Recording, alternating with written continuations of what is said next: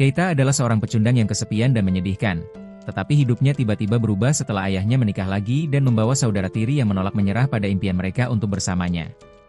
Kisah ini bermula ketika Keita masih di sekolah dasar dan hampir diterkam anjing. Setelah Ako dan Riko mengusir anjing-anjing itu, ia berterima kasih kepada mereka. Dalam perjalanan pulang, mereka mengatakan kepadanya bahwa ia harus mulai membela diri. Ia bertanya apakah mereka akan berhenti melindunginya, tetapi mereka berjanji untuk selalu berada di sisinya dan memberinya ciuman di kedua pipinya. Saat ini, ia sedang tidur di kelas dan terus memimpikan mereka sampai ia diserang dan melihat Tadayama mengamuk dengan dua teman sekelas lainnya. Mereka mengatakan betapa beruntungnya ia memiliki dua saudari tiri yang menarik dan bertanya apakah merekalah yang membuatnya terjaga di malam hari. Ia menyangkal telah melakukan hal-hal tersebut. Sepulang sekolah, ia pulang dan disambut ciuman dari mereka berdua. Mereka berlutut untuk menyambutnya pulang dengan pantas, dan Riko melangkah lebih jauh dengan memamerkan dadanya. Ako menurunkan bajunya dan memintanya untuk bersikap sopan, tetapi kemudian ia juga kesal dengan Keita karena melihat dan mengatakan itu tidak adil.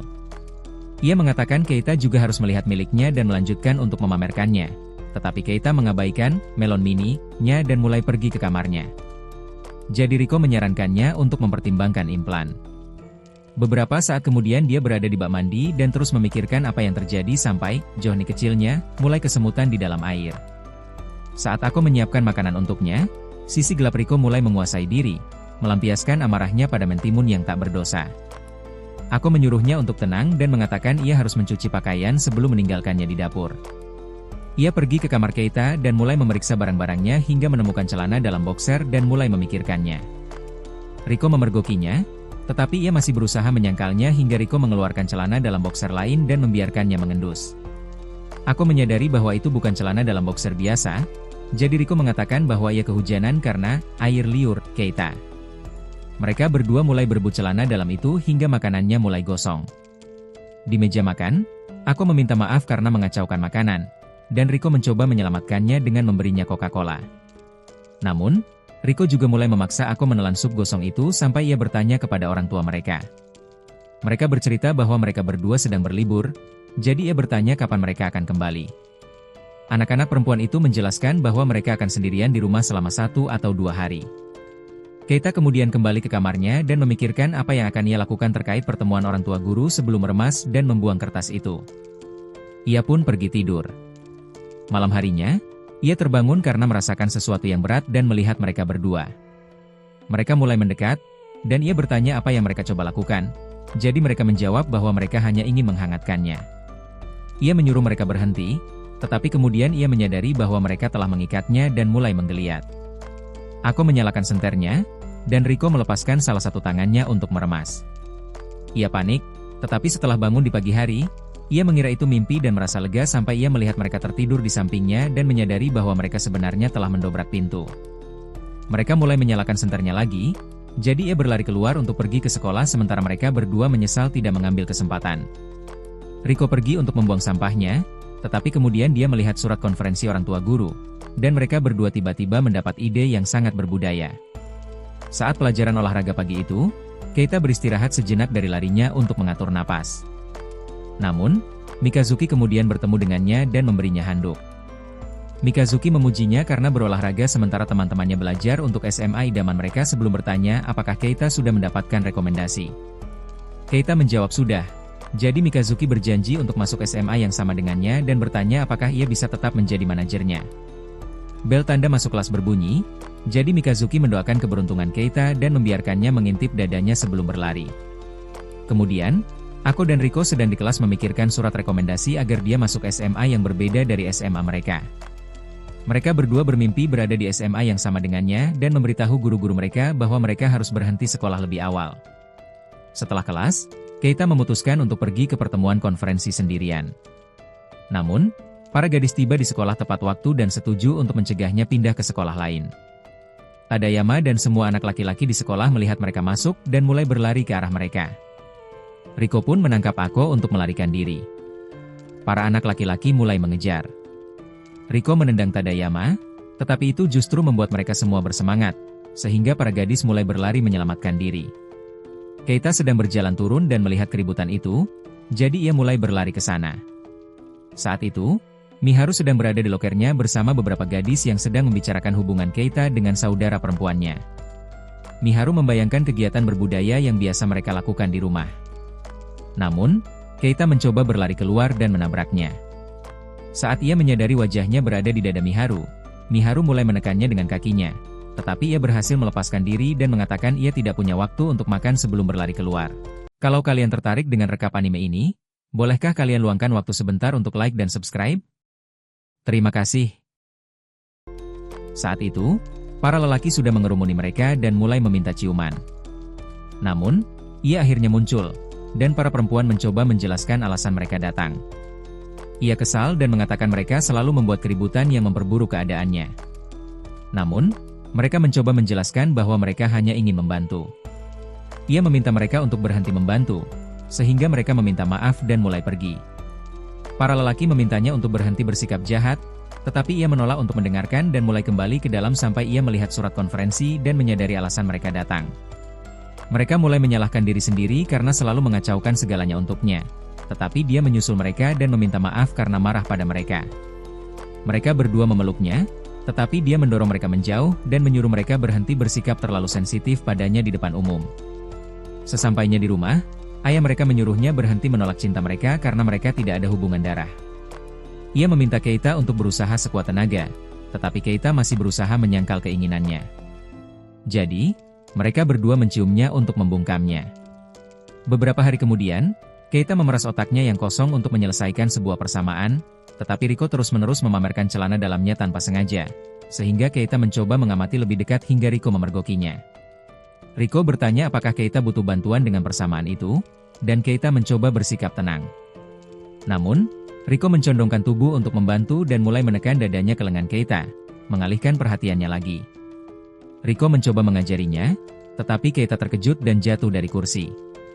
Sebelumnya di hari yang sama, mereka melihat hasil tesnya yang buruk, jadi dia berterus terang tentang bagaimana otaknya telah kehilangan semua daya pemrosesan. Riko memahami masalahnya, tetapi aku menolak untuk menerimanya dan mengatakan bahwa dia harus menjadi lebih baik agar bisa masuk SMA mereka. Riko menggenggam tangannya dan berjanji untuk mengajarinya, dan aku sangat senang akhirnya mendapatkan bantuan. Namun Riko kesal dan mengatakan bahwa dia juga ingin membantunya. Aku mengingatkannya pada permainan tebak dadu yang biasa dia mainkan saat lulus SMP yang membuatnya menjadi badut kelas. Jadi dia diam saja sementara aku berjanji untuk membantunya meningkatkan nilainya. Setelah bangun, ia bertanya mengapa ia harus berpakaian seperti guru. Riko pun menjawab bahwa itu membantunya mendalami karakter. Melihatnya membuatnya teringat adegan fantasi kelas yang ia bayangkan tadi malam, dan Riko pun menyadarinya, jadi ia mulai mencoba memenuhi keinginannya, tetapi mengurungkan niatnya dan berkata mereka harus fokus. Mereka kembali belajar, dan Riko menyelinap untuk memeriksa mereka karena merasa tersisih, tetapi mereka malah terjebak, jadi ia pergi. Saat makan malam nanti, orang tua mereka membicarakan betapa pintarnya Ako di keluarga. Riko pun bertanya mengapa Ako tidak mewarisi gen cerdas.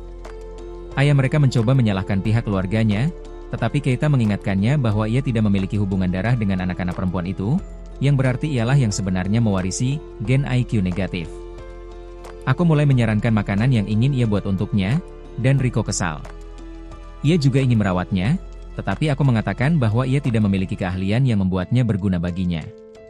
Riko kemudian mengatakan bahwa ia pandai dalam hal-hal lain, dan orang tua mereka senang menyaksikan mereka berdua mulai berdebat tentang siapa yang lebih baik.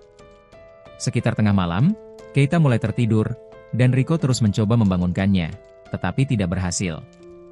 Riko pun menggunakan dadanya untuk membangunkannya lebih cepat daripada overdosis kafein. Kuliahnya selesai.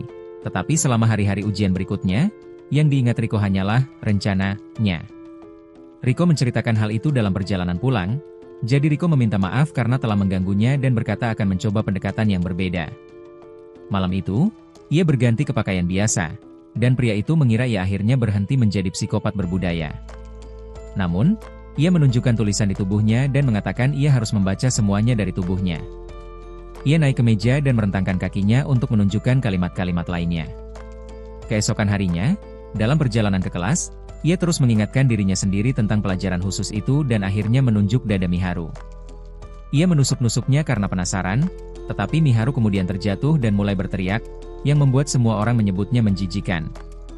Ia mencoba membela diri, Tetapi Mikazuki muncul dan berkata seharusnya ia melakukannya sebelum menunjukkan dadanya. Sekembalinya ke rumah malam itu, aku mengucapkan selamat kepadanya karena lulus ujian sebelum melepas jubahnya untuk pelajaran sejarah dengan pakaian renangnya. Sementara itu, Riko mulai belajar memasak agar tidak terlalu sia-sia. Keesokan harinya di kelas, Todoyama dan teman-temannya bertanya kepada Keita tentang rahasianya karena mereka semua tahu dia terlalu bodoh untuk belajar sendiri. Keita menceritakan tentang pelajarannya bersama Ako. Mereka menanyakan detailnya, jadi Keita menceritakan tentang pelajaran pertama, dan Todoyama mulai berharap Tuhan bisa membuat mereka bertukar tubuh. Malam berikutnya, Yuzuki melihat Riko sedang mencuci terong dan merasa bangga melihat Riko serius dalam menjalankan tugasnya. Namun, keadaan berubah menjadi buruk ketika Riko mengeluarkan mentimun dan mulai memukulnya dengan kecepatan tinggi yang berbahaya, membuat Yuzuki trauma. Keesokan harinya, aku bersiap untuk pelajaran berikutnya, tetapi kali ini aku mengatakan kepadanya bahwa sudah waktunya untuk mempelajari cara pria. Aku mulai dengan mengajarinya cara menggunakan lidah, tetapi kemudian aku terbangun dari mimpi dan merasa bersalah karena memikirkannya seperti itu. Aku terkejut melihat aku di tempat tidur dan bertanya sudah berapa lama aku di sana. Aku berkata bahwa dia tidak ingin mengganggu tidur aku dan senang mendengarnya bercerita tentang mimpinya. Dia bersiap-siap untuk pelajaran, tetapi ibunya memberitahu bahwa itu akan menjadi ujian, dan dia mulai mengeluh. Ibunya memutuskan untuk menghadiahinya dengan ciuman jika dia lulus, tetapi dia mengatakan dia tidak mau melakukan itu dan akhirnya membuatnya kesal. Dia mencoba meminta maaf, tetapi ibunya menolaknya dan mengatakan dia harus menciumnya jika dia gagal menjawab bahkan satu pertanyaan. Dia mencoba menolak, tetapi ibunya berkata dia tidak punya pilihan, jadi dia memutuskan untuk menuruti saja. Anehnya, dia selalu menjawab dengan benar. Jadi dia memutuskan untuk memberinya pertanyaan yang tidak bisa dijawabnya dan akhirnya membuatnya gagal. Dia bersiap untuk menciumnya, tetapi dia butuh waktu untuk memikirkannya. Dia bilang itu hanya kecupan singkat, tetapi setelah beberapa detik, suasana mulai memanas. Dia mendorongnya kembali dan memintanya untuk tidak meninggalkan bekas di lehernya. Jadi dia meraihnya untuk meninggalkan bekas di tempat lain. Namun Riko memisahkan mereka dan bertanya apakah ini pelajaran yang menurut mereka terlalu bodoh untuk diberikannya. Riko mencoba menjelaskan, tetapi kemudian aku menunjukkan makanan yang ia buat dan menjadi bersemangat ketika Riko memintanya untuk menyuapinya. Aku dengan senang hati memberinya sendok pertama, tetapi sistem pencernaannya menolaknya, jadi dia muntah di wajah aku. Aku menyuruhnya untuk tetap menjadi manekin berjalan. Riko kembali keesokan harinya dan memberitahu mereka bahwa dia lulus ujian tiruan sebelum berlari untuk berterima kasih kepada aku dengan memeluknya, yang membuat Riko merasa cemburu lagi. Bertahun-tahun yang lalu, Keita masih bayi yang manis dan polos, tetapi semua itu berakhir ketika saudara-saudara perempuannya memperkenalkannya pada seni berciuman. Ia terbangun di tempat tidur dan disambut oleh bibir aku hingga Riko mendorongnya menjauh untuk mendapatkan giliran. Mereka berdua akhirnya saling berciuman hingga rutinitas pagi mereka membawanya ke ambang kematian. Ia berhasil melepaskan diri dari mereka, tetapi mereka mulai berdebat tentang siapa yang paling jago berciuman dan akhirnya membuatnya kesal karena mereka terus memengaruhi kehidupan akademisnya dengan perilaku berbudaya mereka. Mereka menawarkan permintaan maaf dengan ciuman, tetapi ia menolaknya dengan kasar dan memutuskan untuk melarang berciuman sepenuhnya. Malam itu, Riko diam-diam iri melihat aku memasak makan malam untuknya dan membawanya saat ia belajar. Ia mencoba mencuri ciuman, tetapi aku menghentikannya dan tetap teguh pada larangannya. Keesokan paginya, ia sedang di kamar mandi bersiap-siap bersama ayahnya, yang bertanya tentang masakan aku dan mengatakan ia juga ingin perhatian khusus darinya. Keita sempat takut padanya, tetapi mulai bercerita tentang bagaimana ia sebenarnya berharap mencoba sesuatu yang manis yang bukan buatan aku. Riko tak sengaja mendengar mereka saat sedang buang air kecil, jadi ia pergi ke perpustakaan untuk mengambil semua buku tentang permen sebelum meneror mal sambil membeli semua permen yang bisa ia temukan. Ia kemudian pergi ke dapur dan menyiapkan kekejaman yang mampu mengakhiri seluruh umat manusia. Ia ragu-ragu, tetapi tetap memutuskan untuk mencicipinya, yang langsung memanggil malaikat maut. Ia selamat dari keracunan dan berpikir untuk meminta bantuan aku, tetapi harga dirinya mengalahkannya, jadi ia memutuskan untuk terus mencari cara melakukannya sendiri. Keesokan harinya di sekolah, para gadis berbagi camilan yang mereka buat di kelas ekonomi rumah tangga dengan pacar mereka, sementara Keita dan anak-anak lelakinya menonton dengan perasaan tertekan. Mereka memintanya untuk tetap ceria dan mengingatkannya pada kehidupan raja harem yang ia jalani bersama saudara-saudara perempuannya di rumah. Tetapi ia mengatakan kepada mereka bahwa sebenarnya tidak seindah kelihatannya. Mereka terkejut dengan pengakuannya bahwa ia bosan dengan saudara-saudara perempuannya dan berjanji untuk mulai belajar di rumahnya karena ia menolak untuk menghargai kasih sayang yang ia dapatkan dari Ako dan Riko. Ia mencoba menghentikan mereka. Tetapi kemudian Mikazuki memanggilnya dan mengeluarkan pisang coklat yang sangat mirip dengan sosis Magnum miliknya. Namun, Miharu melihatnya dan mulai ketakutan. Miharu segera mencoba melarikan diri, tetapi entah mengapa, ia malah berlumuran coklat di mana-mana, dan Mikazuki menyuruh Keita untuk mencoba menyemprot wajahnya dengan coklat asli. Malam itu, Riko membuat sebatang permen yang sangat lezat dan akhirnya menyerah membuatnya sendiri. Namun, bayangan kalah dari Ako masih mengganggunya. Jadi ia memutuskan untuk membeli sesuatu. Di kelas keesokan harinya, ia menemukan sesuatu, tetapi harganya jauh di atas uang sakunya. Jadi ia mulai berdiskusi dengan dirinya sendiri, yang membuat Yuzuki dan seluruh kelas takut. Sepulang sekolah, ia memasuki kantor rumah ayah mereka untuk mencuri uang. Tetapi kemudian ia melihat majalah dewasa milik ayah mereka dan berfantasi sejenak sebelum akhirnya mendapat ide. Malam itu, Keita mencoba belajar. Tetapi ia terus teralihkan oleh pikirannya yang berbudaya dan memutuskan untuk menyerah. Riko tiba-tiba muncul dan hampir membuatnya terkena serangan jantung sebelum memberinya lipstik. Riko membukanya dan melihat isinya coklat, jadi ia memujinya karena memiliki tingkat keterampilan seperti itu. Riko langsung menyadari ada yang tidak beres dan mengatakan bahwa Keita tidak mungkin membuatnya sendiri. Tetapi Keita mengaku membuatnya dan mengambil lipstik itu untuk dioleskan di bibirnya. Keita kemudian memintanya untuk mencicipinya dari mulutnya, tetapi Riko menolak dan mengingatkannya tentang larangan berciuman. Keita mengatakan bahwa itu hanya coklat dan mengungkapkan bahwa ia tidak sengaja mendengar keinginan Riko untuk makan sesuatu yang manis. Riko memberinya kesempatan lagi untuk melahap coklat dari bibirnya, jadi dia menyerah dan mulai menggunakan lidahnya. Ako mematahkan mentimun saat merasakan sesuatu yang berbudaya sedang terjadi. Saat itu, Keita telah menghabiskan olesan coklat pertamanya. Jadi dia meminta lagi dan menyuruh Riko naik ke pahanya agar lebih mudah. Saat suasana mulai panas, Ako sampai di tangga yang tertutup rapat dan mencoba memanjat, tetapi Ako basah kuyup dengan minyak dan terkena bola bowling di otak sebelum akhirnya tertangkap basah dengan kaset-kaset jebakan. Sementara ia berjuang, Keita dan Riko terus beradu hingga lipstik mereka mulai menipis. Ia berusaha menyembunyikan hasratnya, tetapi kemudian ia menyadari bahwa Keita juga memikirkan hal yang sama. Langkah pertama masih terlalu berat baginya, jadi ia bersandar di dada Keita dan menceritakan awal mula, kisah cinta Alabama, mereka. Ia bersandar dan membuka pakaiannya agar Keita bisa melihatnya. Keita berterima kasih dan mencoba bertepuk tangan, tetapi Ako menghantam kepalanya dengan wajan dan membuatnya pingsan. Ia kemudian memeriksa lipstik itu dan menyadari apa yang telah mereka lakukan, sehingga mereka mulai memohon agar diampuni. Ia hampir menghancurkan tengkorak Riko dan mematahkan lipstik itu sebelum pergi dengan marah. Riko kesal, tetapi Riko memberinya lipstik kedua yang sebenarnya berasal dari coklat kematian miliknya. Keesokan harinya, ia pergi ke atap sekolah untuk memikirkan apa yang terjadi tadi malam dan mengeluarkan lipstik itu untuk sedikit deja vu. Satu gigitan saja merusak sistem pencernaannya dan memanggil malaikat maut untuk memakan korban terbarunya. Beberapa hari kemudian, Riko mencari Keita di seluruh rumah dan akhirnya menemukan Ako di balik roknya. Ako kemudian bercerita bahwa ia menghabiskan seluruh waktunya di perpustakaan untuk mengisi otaknya dengan pengetahuan untuk ujian. Kemudian di hari yang sama, Riko sedang membaca buku sementara Ako mulai menyiapkan makan malam dan menyadari bahwa ia masih belum kembali. Mereka mulai membicarakan bagaimana kepergiannya baru-baru ini mengingatkan mereka pada masa lalu yang serupa. Saat itu, mereka baru saja masuk SMP dan sedang mencoba seragam mereka di depan orang tua mereka. Keita sedang bersiap-siap, jadi mereka meminta pendapatnya tentang seragam itu, dan dia bilang anak-anak perempuan itu terlihat seperti Ratu Aria yang sedang memakai sabu. Orang tua mereka mencoba menenangkan mereka, tetapi kata-katanya terlalu menyakitkan, jadi mereka pun pergi. Mereka mulai pergi ke sekolah tanpanya untuk pertama kalinya dan bercerita tentang betapa mereka selalu bersenang-senang di tepi sungai. Gagasan untuk tidak selalu bersamanya membuat Ako kesal, tetapi Riko mengatakan kepadanya bahwa mungkin sudah waktunya baginya untuk mencari tahu sendiri. Keesokan harinya di sekolah, teman-teman Ako mengobrol tentang laki-laki dan bertanya apakah ia naksir seseorang, tetapi Ako menjawab bahwa ia hanya punya ruang di hatinya untuk Keita. Yuzuki mendengarnya, jadi ia mulai memikirkan cara untuk menyelamatkan Keita dari Ako. Ia kemudian mendengar Riko mengatakan hal serupa dan berpikir sebenarnya yang terjadi adalah sebaliknya, jadi ia mulai panik. Teman-teman Riko dan Ako terus menyarankan untuk punya pacar sungguhan. Jadi gadis-gadis itu bercerita tentang masa SMP ketika loker mereka selalu penuh surat.